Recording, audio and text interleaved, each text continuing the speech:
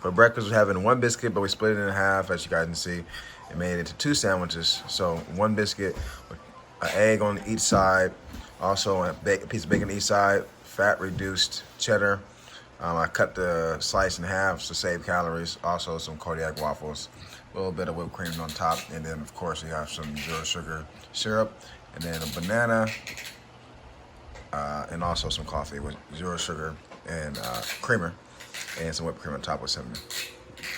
So for our next meal, we're gonna have some leftover chili, and then with the chili, I have chickpeas, black beans, kidney beans, ground turkey, tomatoes, red pepper, yellow pepper, and onions, and chicken broth. Of course, we got a little, you know what I'm saying, cornbread muffin, and then we got an apple, and then also have some fat-free, sugar-free Greek yogurt. So for our next meal, we have some of our leftover tuna salad, and then we have this crisp bread, light rye cracker thing. It's only 65 calories for 2 slices. Only 1 slice, so it's what 32 calories. And then I got a little bit of yellow mustard on there. Of course, we have our high fiber mission tortillas, and then we also have an orange. I'm about to go to the gym, so we need some carbs, need some protein. You know, we need something that's decently light, not heavy, so we can, you know, go work out. What's up, guys? We are headed to the gym now. It's almost 5 o'clock, so we're gonna be here to about 6:30, 6:45-ish, possibly. So hopefully today's a great day. Had enough sleep. Today was my day off, so I didn't have to, you know, really work that hard today. I had my son all day, which is nice. Got enough food in, got some good food, healthy food, got enough water in, got my pre in my system. So we should have a fucking good day. And today is chest, shoulders, and tri. So 3 muscle groups today. We're gonna hit all 3. Do the best we can with the time that we're given. Like I always say, guys, if it's a beautiful day outside, you know, capture the moment, get some fresh air, go for a walk, go biking, go hiking, do something outside. It's you know, it's turning into fall, so it's getting between that. It's cold in the morning and nice in the afternoon. So do something outside, guys, until, you know, pretty soon we're gonna have winter here and we're not gonna be outside as much unless you live somewhere down south. But anyway, today I want to talk about water. Water is incredibly important, guys. So water, of course, everybody knows how important water is. Water keeps you hydrated. Water helps you with digestion.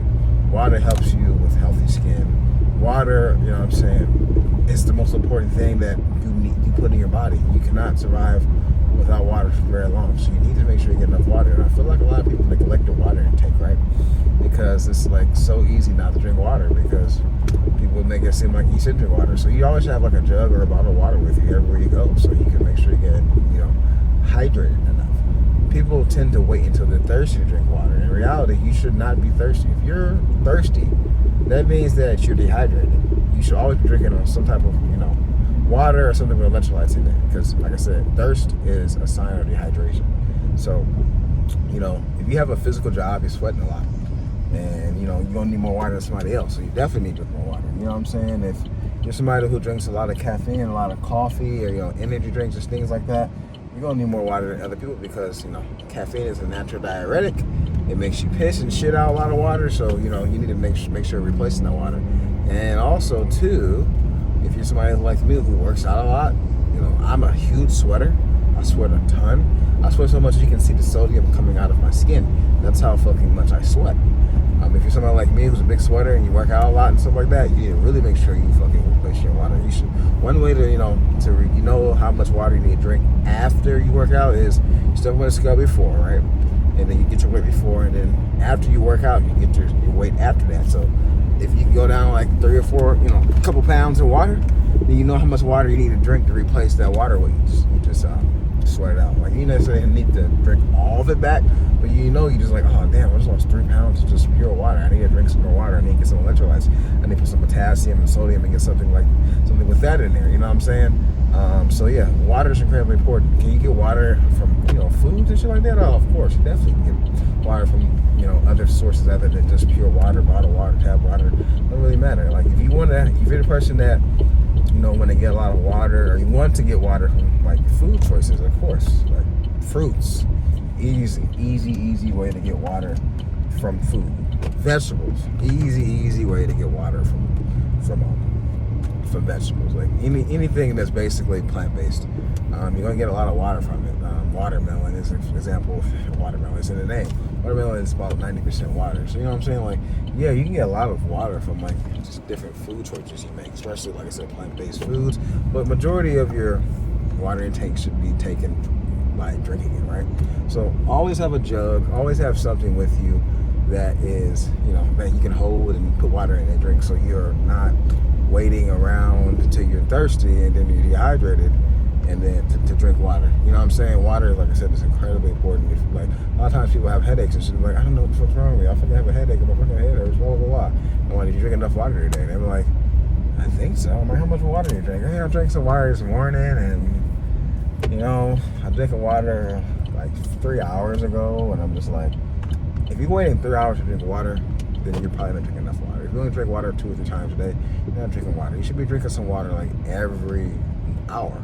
I'm not saying you need to drink a fucking half gallon of water every hour, like that, but you should be drinking like a decent amount of water every single hour as long as you're awake, so you stay hydrated. You know what I'm saying? Like I said, it's easy in today's society. We're all busy, we're all moving, always doing stuff, to not get enough water. But like I said, make sure you get enough water, guys. It's incredibly important for your everyday life. Of course, everybody knows water is important, but I feel like us, like I said, people neglect things.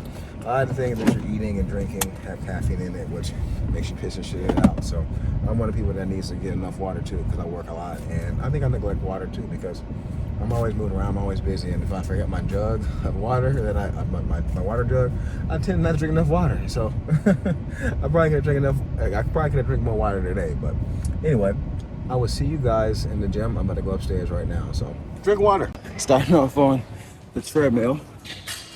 About 10 minutes, get our body warm before we get into this fucking gym shit. So see you guys soon. We're gonna do some dumbbell chest press just to really open up our chest, and then we're gonna do some cable leaning lateral raises just to really burn out our side delts too. And then we're gonna do a second delt exercise. I'm not exactly sure what we're gonna do yet, but it'll probably be some dumbbell raises, some wide raises most likely. So let's get it cracking.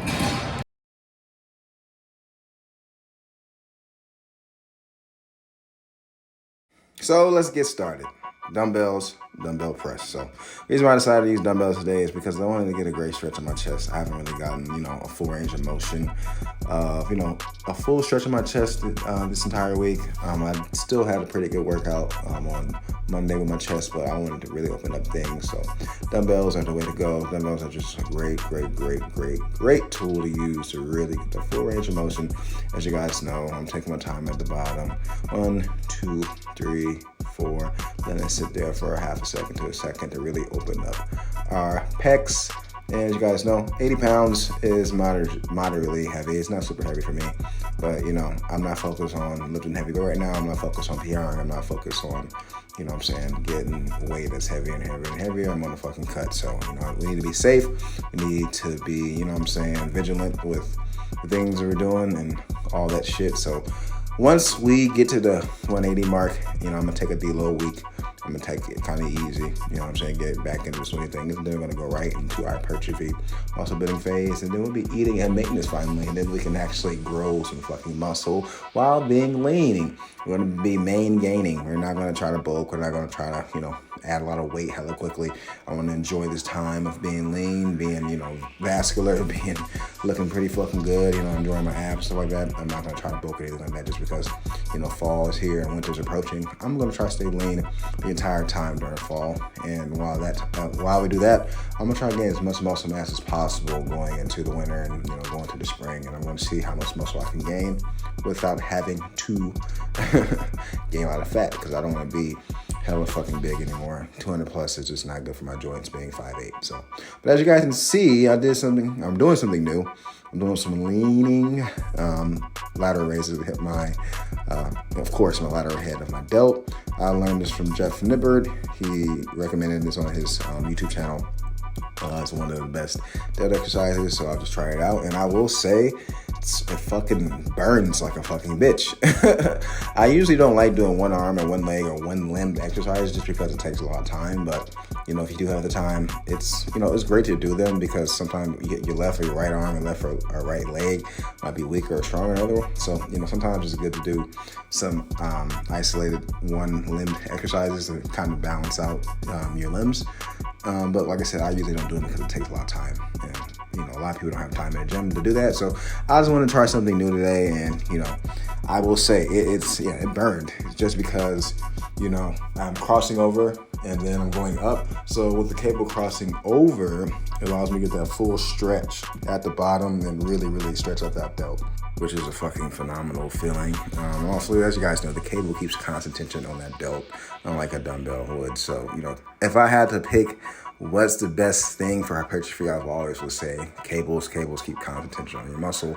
But, everybody doesn't like cables. Everybody doesn't like sitting on the cables. So, as long as you're getting, a pretty decent workout and pretty decent amount of reps and intensity, you still will grow.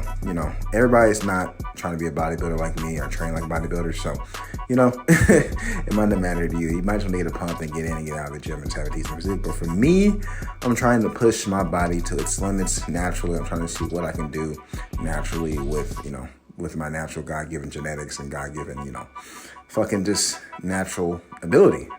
So we're going to try to do different methods, try to do different training styles, try to do different exercises and see what we can do. And I'm trying to, one of the main things I want to do with this channel is to show the possibilities of what a natural physique can be. I don't want to take PEDs at all, but I want to show you guys what somebody naturally can look like if they really put in the time, the effort, have the diet right, the training methods right, the recovery right. I want to show you guys what you can do with a natural, your natural body. Now, everybody's not going to be blessed with the genetics I have, of course, but I still want to inspire people who are natural to keep training naturally and at the very least, try to hit your genetic ceiling before you take anything. And most people do not hit the genetic ceiling before they start PEDs. Honestly, a lot of people are fucking lazy. A lot of people are fucking impatient, and social media kind of gets you to think that you need to rush into taking PEDs or taking steroids because so-and-so is taking them because they're bigger and stronger than you. In reality, just wait until, at the very least, until you hit your genetic limit. And most people don't hit the genetic limit because, like I said, people don't take that shit seriously and people are very lazy. And I'm trying to be that person that just has my peak genetic limit and see where I can push my body. So that's what I'm trying to do, guys. I'm trying to inspire you guys to be the best versions of yourself, as well as, to stay natural as long as possible. Because it's hard to stay natural in today's society with every person you see in the gym fucking humongous, ginormous traps and shit like that. But, there's also a lot of downsides to fucking steroids that a lot of people don't talk about, which is like, of course, heart health, of course, acne, balding. I can just keep going on and on and on and on and on. High cholesterol, anger issues, low test after you get off, you lose all your muscle. Like, it's so many fucking things and problems that you run into by taking PEDs or taking testosterone or taking some type of steroid or SARM that, people want to try to mitigate or want to mitigate, and they don't want to talk about those adverse effects. Rather, they talk about how big they got, how lean they got, and how, how jacked they got, rather than like, okay, you're jacked, right? You're big, but are you going to live to 30, 40, 50 years old because, you sacrifice time to look good and time on this earth to look good, and was it really worth it? Is the money worth it? Is the time worth it? You know what I mean? Like, and I'm just saying this, like, I'm not gonna sit here and say I'm never gonna take anything at all. Maybe I need TRT when I get older. You never know. But I just think for most people, guys, it's not worth taking testosterone. It's not worth taking fucking steroids because it's an easy gateway drug. You feel me? Like, it's a drug. So people treat testosterone and steroids like it isn't a drug, and people abuse the fuck out of it just like people abuse fucking meth and heroin and alcohol. Like, it's the same thing. People get addicted to that pump, they get addicted to that look, get addicted to their physique, and they cannot stop. And it runs them right into the fucking ground and they die. So, yeah. People don't believe I'm natural a lot of times, but I am, man. I'm 188 pounds. I'm 5'8". I, just have great genetics. I played college football. I've played sports my entire life. If you see my dad, I'll probably post a picture of my dad eventually in my YouTube channel. My dad is 64. He had cancer and he recovered, and he's fucking leaner than me. So, you know what I'm saying? I just was born with God-given genetics that, allow me to build a lot of muscle, put on a lot of muscle, and be lean at the same time. But, some people just are genetic anomalies. And I think I have really good genetics, but there's people that have better genetics than me. You know what I mean? But I just want you guys to train as hard as you can naturally, you know what I'm saying? And be the best version of yourself, of course. And as you guys can see, I'm going through it right now. We're going to do what I usually do for top pecs. That's on the Smith machine incline press. I just love it because I can go strictly to failure if I really want to. So I'm going to do that for our second test movement of the day.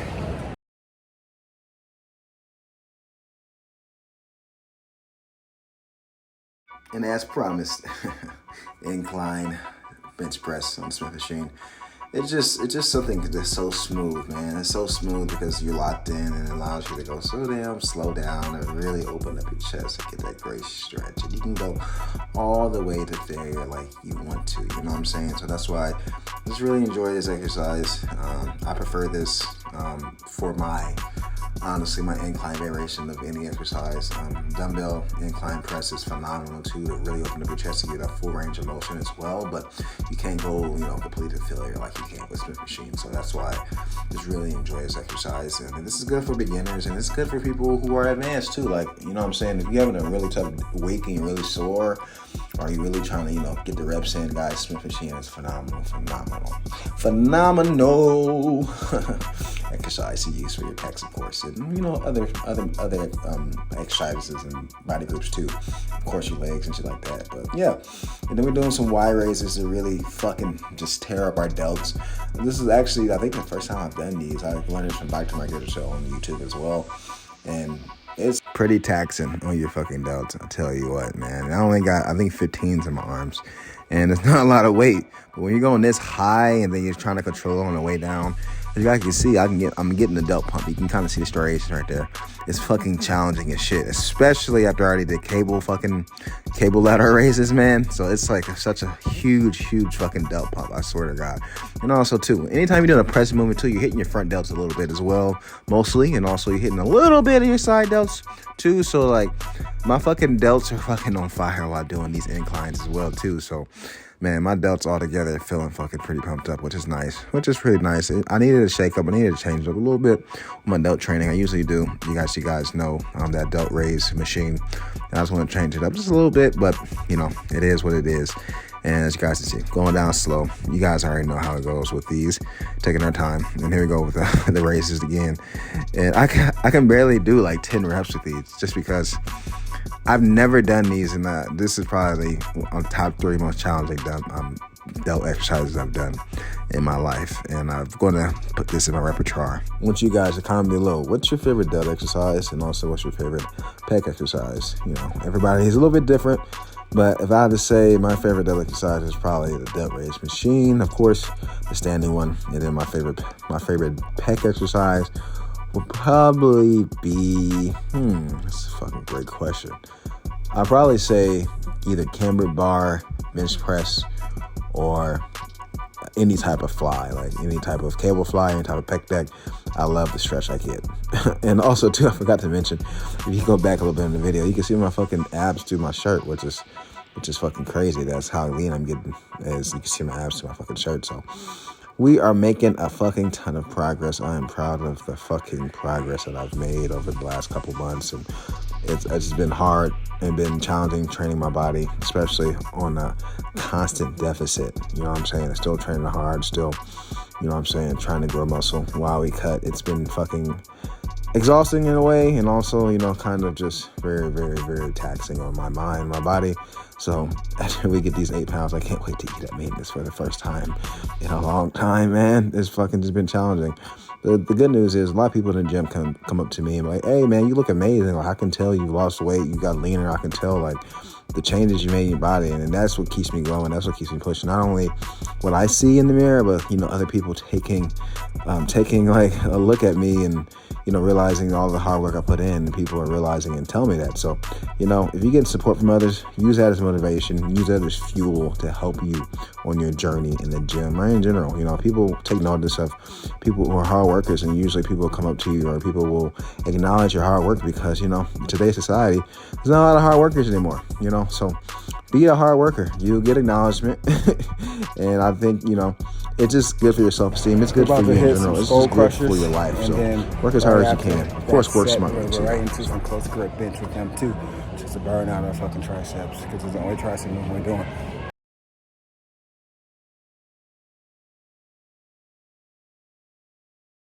And God, I miss these, as you guys know from, you know, my early videos. I haven't done these in a while, but if you've been with me for a while, you guys know skull crushers are probably my favorite fucking tricep exercise, just because the way I do it is I put the bar behind my head all the way, kind of let it reach down, and it really stretches my fucking triceps out. It's a phenomenal fucking movement. It's like doing an overhead press, but you're just laying down, of course. But I like to do it like this because the weight is pulling me down, and so is gravity is pulling me down. So it's really stretching out that tricep, or those triceps. It gives me a gnarly stretch, and then of course you're going up with it too. But guys, if you don't do your skull crushers like this, try it out. I'm telling you, it's gonna fucking burn. It's gonna tax the fuck out of your triceps. This is gonna be the only tricep movement you're gonna need. I'm serious. I'm telling you, like, it's fucking great. And just, ooh, I can just feel the fucking pain right now as I'm fucking voicing this over, of how, like, good it felt to do these fucking skull crushers. And as you guys can see, I'm taking my time. Like, I'm not going hella fast.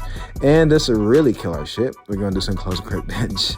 Yeah, I know, I'm kind of psycho. I'm kind of psychotic, and I'm trying to get at least 10 just to burn my shit out. And as you guys can see from my face, this shit is not fun, but it's fun at the same time. And here we go, second set, same mechanics. Over, going down, slow, stretching out that long and short head triceps. Go slow. Boom. He'll see about negative. 1, 2, 3, 4, 5. About 6 second negative, 5, 6 second negative, just like that. Guys, don't rush it. If you really want to grow, don't rush. Take your time, full range of motion, eccentric. It's going to make you grow. It's going to create those tears in that muscle. And as long as you get enough protein, you get enough sleep, it's just going to get repaired. I'm telling you guys, you've seen me. You've seen my transition. You've been watching me for the last couple months. You've seen from 210, basically, to 188. And I still have a lot of muscle mass. I've maintained a lot of muscle mass. I've grown a little bit probably in certain areas like my hamstring and my biceps. So just listen to me. I know what I'm talking about, guys. I've been doing this for a long time. I'm only 24, but I've been lifting for 10 years, and I've been lifting seriously for 4. So I got a lot of knowledge underneath my belt. And all I do is fucking absorb fucking fitness content. All I do on YouTube is watch fitness content. So I'm constantly trying to update my knowledge and my education on fitness. And then of course, I'm a personal trainer as well online. You know what I'm saying? And I'm a collegiate athlete. So of course I know a lot about fitness, right? But I don't know everything. So I just wanted to let you guys know I'm constantly learning. And if I misspeak about something, I will correct myself. And if I say something that's not correct, correct me in the comments. And then, you know what I'm saying, if I believe that you're telling the truth, or I find evidence that you're correct, I will definitely, you know what I'm saying, fix what I say. Because fitness, in a way, is a science. So, you know, things change every single fucking day. So, but yeah, this is the burnout. Pretty good day today at the gym. Also having a protein shake, 50 grams of protein. As always, thank you guys for watching my video. It means a ton. If you have not already, please like and subscribe to the channel and put the notification bell up. But like I always say, guys, stay safe, stay full, and have a great day. It's time to work now. Work. It's time to work out. Work.